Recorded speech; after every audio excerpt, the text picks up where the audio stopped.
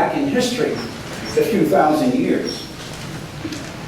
When we go back in history, we can check the scriptures presently and see what happened. One of the big things that happened was the whole migration of people moving. And God looked upon the Jews at that time and saw what they were suffering, what they were going through in Egypt under the Pharaoh. And God wanted them to be out of that. So he calls upon a man by the name of Moses. Moses then goes to the Pharaoh and pleads with him to release these people. Well, he had to do it many times. And finally the Pharaoh gives in.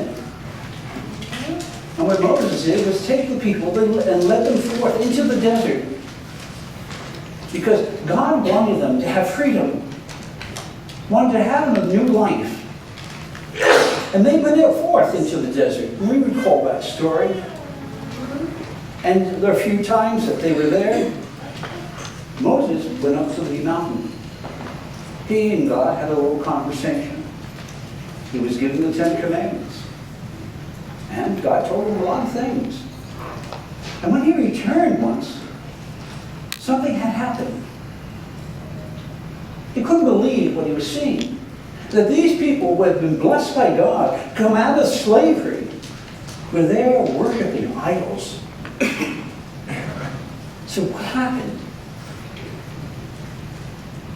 I tell you this little story because things haven't changed in all the many years that we've been around. By that I mean this. Over these past few years, according to the Pew, that's P-E-W, it's a group of people who study different faiths, and they study the Catholic faith. More and more Catholics have left the church. Gone. Just walked away. Because of other idols may have been part of it. But they walked away. And the reasons, well, there are many reasons. Some of them I have found in this article concerning. It said religious people tend to be hypocritical and judgmental rather than sincere and forgiving. Another one was many religious are partly true, none completely true. And religious organizations are too focused on rules or spirituality. Of course, the list could go on. Could go on and on and on for reasons why so many have walked away from the Catholic faith. I can think of many reasons. I have people in my own immediate family who left the faith. Tried to get them back. That's what's important. And that comes down to you and I. Because we are all the seeds that God has planted on this earth. We are the seeds that God has nourished through the gifts, through the talents, through the beautiful things that you and I have that we can give to one another. So we have a right to come and worship the Lord who has blessed us so beautifully. But we also owe the Lord something. We just don't get a free gift. We get the gift and we use it for others. In other words, look at your own sons, your own daughters, who may have walked away from the faith. Maybe they're going to another church, maybe they're not going to any place. But how much have you, who have been so blessed, how much have you tried to bring them home? And say, listen to their story. Listen to why they left. And maybe the reasons were very legitimate. Because no one is perfect in this world, not even the Catholic Church. We all know that. But we make our mistakes. But sometimes we've got to rise above that. We just don't walk away and toss in the towel and give up and say that's the end of it. What if we had done that here at the concept? We wouldn't be here today. It took some struggle and hard work from people like yourselves to come and have what we have here today. And this is what's so important, that we are all planted here. We are the seeds. We all need to be nourished and watered. And so, we don't hold on to that as a private thing. We will go forth and do the same with our own brothers and sisters. Sure, there have been millions, not thousands, millions who have left the church over these past several years from all the research that's been done. It's unbelievable, just unbelievable.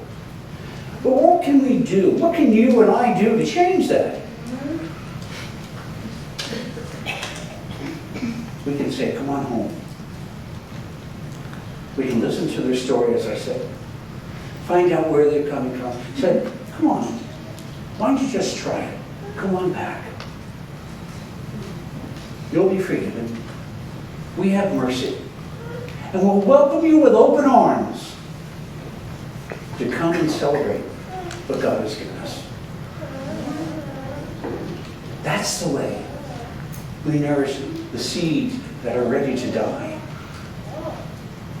You think about the farmer who each day goes out and looks at his crops and sees acres and acres of green crops growing up, plants and corn, whatever else it might be. And it never got that way without his work, his hard work of turning over the soil, nourishing it, putting water on it, taking care of it. And now look what he has. And it's the same thing with each of us. If you and I have to nourish one another, which we are called to do, we keep nourishing. We don't give up. We don't toss the person aside.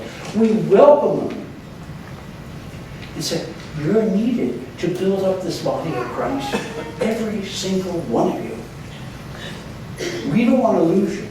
And if there's others here who are present who have a lot of questions about the Catholic faith, please ask them.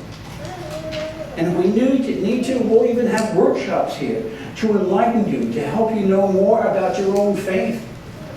But we're not going to know that unless you tell us.